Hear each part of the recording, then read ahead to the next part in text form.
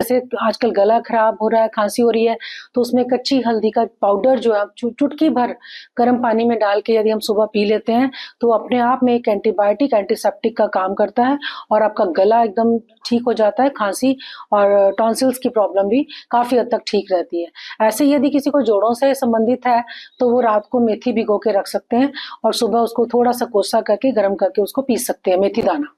तो ये जोड़ों के रोगों के लिए बहुत इफेक्टिव रहता है। तुलसी का पानी पिया जा सकता है, जो हम सारा दिन एक कांच की बॉटल में तुलसी के पत्तों को भिगो कर रख सकते हैं और सारा दिन उसी पानी को हम पी सकते हैं। एक्सरसाइज करना, हमारी बॉडी बिल्कुल लेजी हो जाती है, कफ बड़ा होता है, हमारा हिलने को भी मन नहीं करता, ठंड में बाहर निकलने को मन नहीं करता, लेकिन हमारे को कम से कम 40 मिनट की एक्सरसाइज और कम से कम आधा घंटा का शाम को ब्रिस्क वॉक हमारे लिए बहुत ज़रूरी है। छोटे बच्चों के लिए मैं यही बताऊंगी कि उनको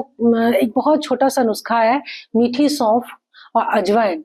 इसको हम थोड़ी थोड़ी मात्रा में डाल के उसको उबाल लें, अच्छे से उबाल के उसमें जो हमारी कुजा मिश्री होती है उसका थोड़ा सा कुजा मिश्री उसको मीठा करने के लिए डालें, 1 से 2 चम्मच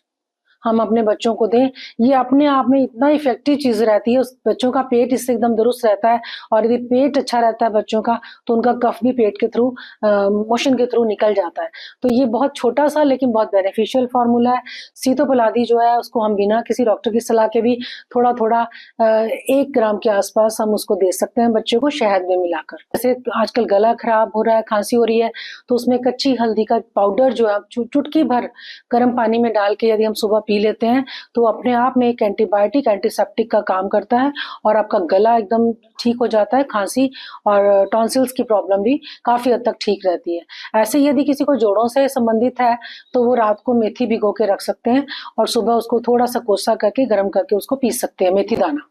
तो ये जोड़ों के रोगों के लिए बहुत इफेक्टिव रहता है। तुलसी का पानी पिया जा सकता है, जो हम सारा दिन एक कांच की बॉटल में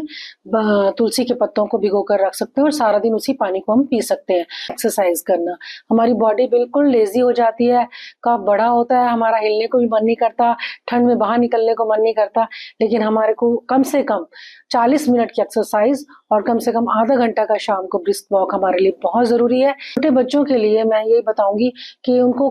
एक बहुत छोटा सा नुस्खा है, मीठी सौंफ और अजवाइन, इसको हम थोड़ी थोड़ी मात्रा में डाल के उसको उबाल लें, अच्छे से उबाल के उसमें जो हमारी कुजा मिश्री होती है उसका थोड़ा सा कुजा मिश्री उसको मीठा करने के लिए डालें, 1 से 2 चम्मच हम अपने बच्चों को दें। ये अपने आप में इतना इफेक्टिव चीज़ रहती है, उस बच्चों का पेट इससे एकदम दुरुस्त रहता है और यदि पेट अच्छा रहता है बच्चों का तो उनका कफ भी पेट के थ्रू मोशन के थ्रू निकल जाता है। तो ये बहुत छोटा सा लेकिन बहुत बेनिफिशियल फार्मूला है। सीतोपलादी जो है उसको हम बिना किसी डॉक्टर की सलाह के भी थोड़ा थोड़ा 1 ग्राम के आसपास हम उसको दे सकते हैं बच्चे को शहद में मिलाकर।